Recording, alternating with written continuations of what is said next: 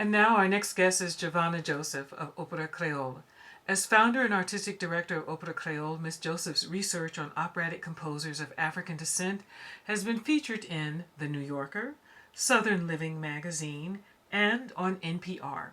She was previously honored as a standard bearer of Louisiana culture on Le Grand Tour, a documentary for French television. Her company received the Gambit Affiliated Classical Arts Awards in 2019 and 2018. Since 2011, the international soloist with her daughter Aria Maison, OperaCréole co-founder, has successfully mounted lost operas by composers of color such as Samuel Coleridge Taylor's Thelma, Lucien Lambert's La Flamenca. In 2018, they created an original opera in honor of the New Orleans Tricentennial, and you'll hear more about that in just a moment. The mezzo-soprano has been featured in many New Orleans opera productions and works with the education department and serves on their advisory board. So we're very happy to have Givonna Joseph. And now we have Givonna Joseph from OperaCréole. Hopefully my sharing skills will improve. I've got it queued up here. Let's see what happens. All right, I've got sound optimized. Okay, here we go.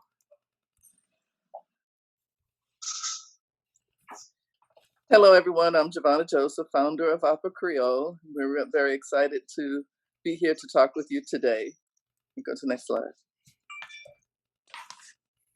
I am fortunate to have founded this company with my daughter, Aria Mason, and we called ourselves OperaCréole because the word originally meant native to the place.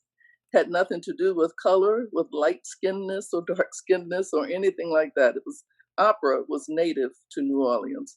Our mission is to research and perform lost or rarely produced operatic and classical music by composers of African descent, with a specialty in 19th century New Orleans composers and culture.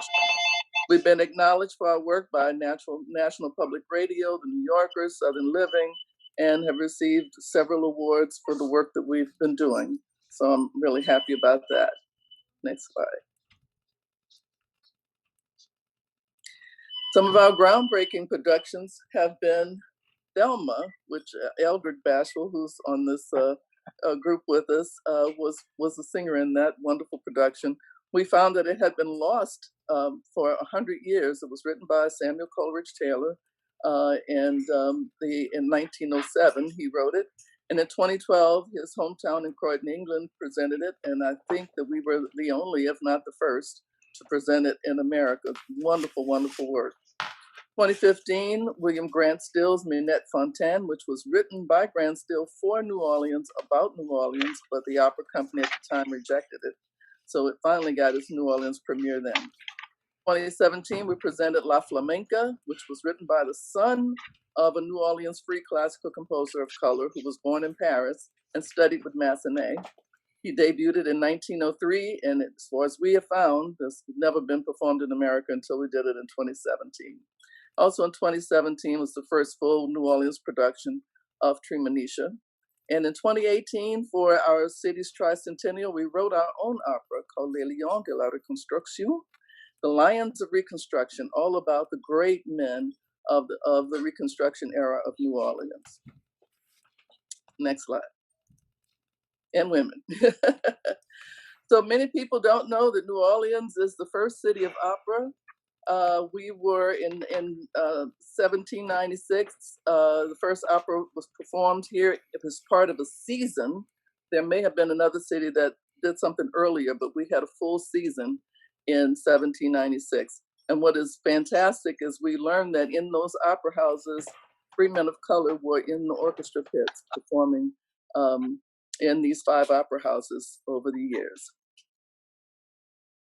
Let's keep going. So these are to the Orleans Theater, which where we saw most performances by free people of color, and they even put on operas as a benefit for people in need. The free men of color who had financial means often did this. St. Charles Theater was another huge theater we built here. Next slide. And our biggest, most well known was the French Opera House. And it has a great history in terms of uh, many operas premiered from France, and as well as integrated seating, as well as being the source of some situations having to do with diversity and segregation, as I'll get to a little bit later. Let's go on next. This is the inside of the French Opera House. Next. Opera was economically supported in New Orleans by free people of color who had the financial means. We had physicians, inventors, civil rights pioneers, journalists, importers, philanthropists, educators, and healers, furniture makers, plasterers, etc. Dr. Louis Charles Roudinet was a physician as well as a civil rights pioneer who founded the first Southern newspaper and the first daily Black newspaper, the New Orleans Tribune. Marie Laveau, the priestess of voodoo, we knew that she was very enterprising and was also my great, great, great, great aunt. Wow. And Norbert Rioux, if you had sugar in your coffee this morning, you should thank him for inventing the evaporator that changed sugar processing in New Orleans during the time of slavery. Mm. Move on. So not only did we support opera, but we built our own. The first independent orchestra, even though we played in all the pits of these various buildings. The first was founded in 1840. The independent orchestra of 100 men, mostly free men of color. And that orchestra performed in its own theater, the Renaissance Theater that was located here now in New Orleans, is on Elysian Fields Avenue. And so this was also around the period of 1840. Next slide. So New Orleans is not known for its 19th century New Orleans free composers of color. I'm going to talk mostly about those that are opera composers, but we had many who were pianists and performed, wrote orchestral pieces, choral pieces, and that sort of thing. Next. So Edmond Dede is one of my favorite and is definitely an indicator of Creole not having to do with being of a light skin tone. He was a fourth generation free Creole of color. His family arrived in New Orleans from the West Indies in 1809. Child prodigy who performed works by Kreutzer. He studied with his father originally, and then with a man by the name of Gabici, who was the director at the St. Charles Theater. He published Mon Pauvre Coeur in 1852, one of the oldest work published by a free man of color. He was admitted to the Paris Conservatory in 1857 and spent most of his life as conductor in Paris and Bordeaux. Next slide. 6 operas, 7 operettas, 1 opera comique, and 1 opera that we have in our possession that we're raising funds to produce, Morgien, ou Le Sultan d'Ispahan. We have it in his original handwriting. Wow. As other compositions, you'll see there many, many, many compositions, just really talented and wonderful artists. Next. Now, the son of the New Orleans free man of color, who was Charles Lucien Lambert, was born in Paris, and he studied with Massenet. In 1903, he debuted his opera La Flamenca in Paris. And it was a wonderful story about the Spanish-American War set in Cuba in French. And someone said, it's set in Cuba in French about the Spanish-American War. I said, yes, that's opera. It's wonderful production. Next slide. So here's a picture from our premiere in 2017 of La Flamenca. And it was great because it used all kinds of music. It was very serious French opera, and also had Spanish melodies and ballets, and it was just really wonderful. Okay, let's go on. These are 2 composers of color who filed one of the first lawsuits, if not the first lawsuit, from Victor Eugene McCarthy to integrate the French Opera House. The interesting thing is that before the Civil War, free men of color were in the orchestra pits, free people of color, and even enslaved people who on Sundays could hire themselves out, bought tickets to the opera. So we were fully present in the operatic scene. But for some reason, after the Civil War, they started kicking us out. So Victor Eugene McCarthy was kicked out for sitting in the white section of the French Opera House, and he filed a lawsuit for integration. That was around, I want to say around 1870. And then later, Basile Barré also filed a lawsuit. Next. We come to Camille Nickerson as we turn into the 20th century. And Howard University would know of her. She's born in New Orleans, child prodigy. She's famous for the 5 Creole folk songs, but she is also instrumental in the writing of an opera in her communications with William Grant Still, and that was Minette Fontaine. Next. So this is our production of Minette Fontaine in 2015. And it's set in New Orleans, where this opera diva comes to perform at the French Opera House, and she's invited to this Creole family to do a salon. And the mother of the hostess doesn't treat her very well, and so she decides to have revenge on the hostess by getting the hostess's daughter's fiance to fall in love with her instead. Of course, he had no interest in her, but she decided to seek out. She learned about Marie Laveau, the great priestess, voodoo priestess, and to get a spell put on him, which indeed did happen. But I will just say it did not end well. Next scene.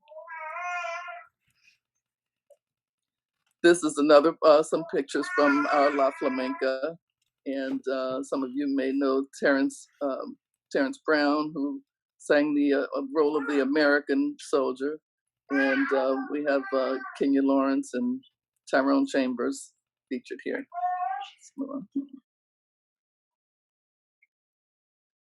This is from our production, Scott Joplin's Treemonisha. It was the first full production of it in New Orleans, and what we did was we went to an outside venue called the Music Box Village, which was an open air facility that had homes in it. It was just like laid up just like a village, a Treemonisha's village would be, but each house was a musical instrument. And so we used the houses as the sets, and it really, really came across very well. Next. So this is my pride and joy for our tricentennial. We wrote our own opera. You hear in the background my new grandbaby. We call her Diva 3.0. So she's trying to sing as I'm talking. This production was written for the tricentennial. What I did was I took piano music written by New Orleans free composers of color, and put lyrics and melody on top of them, and wrote some of my own recits, and had a couple of other artists contribute to it. And it's a great story. In 1864, Dr. Louis Charles Roudnay, who you see there, played by Richard Hobson, gathers around 1,000 free men of color to sign a petition that they hand deliver to Abraham Lincoln, requesting that all people freed after the war, not just Creoles or light skinned or dark, all people freed after the war would get the right to vote. And they hand delivered this to Abraham Lincoln. And we later learn as we go along that they indeed did get the right to vote. So it's a very important piece of our history that's rarely discussed. Let's move on. Here's another picture. So we had Chauncey Packer with us, Tyrone Chambers, just a great cast. And we got the opportunity to perform it in DC, and New Orleans Opera also sponsored our trip to DC and held a special performance of it of their own. So it's really very important to us. Wonderful. Now, just so you guys know that the young miss back there is a miracle baby, so we will allow her to sing Ah, along and participate. yes, yes, yes. Yeah, Yeah, she was born. What was it? 3 months. 3 months premature. yeah, she was premature at a pound and a half, and she has determined that the world is hers. She's doing great. So she can do whatever she wants. Okay. Absolutely. Now we're going to have South Shore next, but I just had a question for you about Kreutzer. Is that the Kreutzer for which the violin concerto is named, although he didn't write it for Yes, him? yes, right. He Aha. didn't write it for him. Yes, but that's the Yeah. choice. Yeah. Oh, okay. Very interesting. It's so interesting how all of these lines are coming together. And Hmm. today I'd never heard of, but he would have been of his time the Chevalier de Saint Georges because Yes, he was a yes, conductor, he was an yes, instrumentalist, a violinist, etc. yes.